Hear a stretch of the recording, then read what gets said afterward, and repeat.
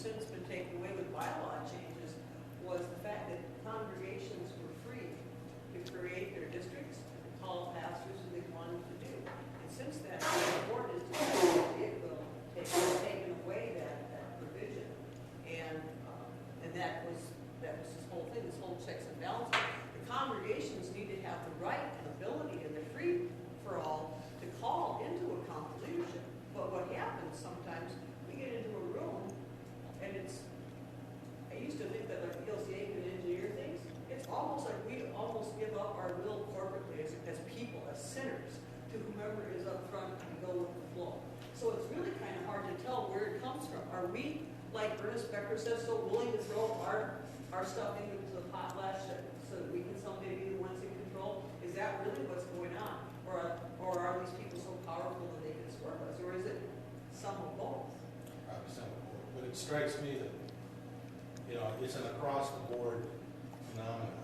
The ELCA acts the same way that the fundamentalists I grew up with, because they disguise what is essentially power, agenda, the imposition of will under religious language. So how dare you disagree that you can't go to dances? I heard again and again.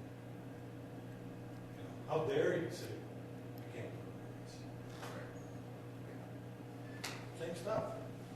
It seems to me, connected with what you were saying about fellowship earlier, when you have this idealistic notion that you can create a fellowship yourself, a communio sanctorum, then it almost becomes inevitable that for the others, for the neighbor's good, you will impose it upon him or her because you must protect him from that which is less than this wonderful fellowship that you create. You're protecting your neighbor against his own neighbor. And isn't it almost a mark of totalitarianism is actions taken by the collective for the individual's good? Yeah. Isn't it always for the individual's good that it's done? But as the consequence of it, you strip the individual of his or her freedom. This is a very deep question. Of course, it's a question that's occupied philosophers for a long time. But it is a question of freedom. We're talking in a political sense. Yeah. And of course, one can look at the right and the left here, if you will, and find equal bondage. Certainly on the left, if you think of a society ordered completely towards consumerism, the individuals are in bondage to their own wants, and they cannot free themselves from that. One can imagine a libertarian society where people can go because they want to use heroin and go buy it and use it. But of course, we do this with respect to everything else. We may not be using heroin, but we go buy things we happen to want, even though they're not good for us. Of course, that this involves all kinds of things. There's a very famous little speech given by Mount Heidegger when he accepted the rectorship of the University of Freiburg in 1933. You remember this speech? Yeah. Oh, no. Well, maybe I think it's funny it is. And I was there. Very famous speech from Heidegger. Well, no, I'm not familiar with that. He talks about the German people being, in the pinchers between the consumerism of the West and the totalitarianism of the East. Where in the East, of course, this comes out of actually some old German philosophy, right? In some sense, Marx. Was Hegel. Hegel, that's what he was.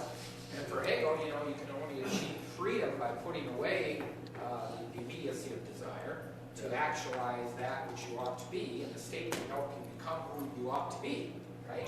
Who you deeply ought to be. And so you have this bondage to this external compulsion on the East and the internal compulsion on the West, right? You are internally compulsed by this stimuli, or in the East, it's externally compulsed by the state. And what's a guy to do? Of course, Heidegger didn't have a very good answer. It's followed Führer. That didn't work so well. But that's where he was right then. But he talked about spirit, that there has to be some kind of spirit formed in the middle. And this is, again, I mean, all of this has deep theological significance when it comes to, deeply ecclesiological, concretely ecclesiological. Great discussion. How about the concept, though, that we were talking about the tyranny of those that know better? How often were we told in 1999 and 2000, regarding CCM?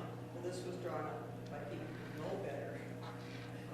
I mean, the so-called claim to authority, and it really comes down to who's going to grasp power, who's going to be the first to seize control, who's will.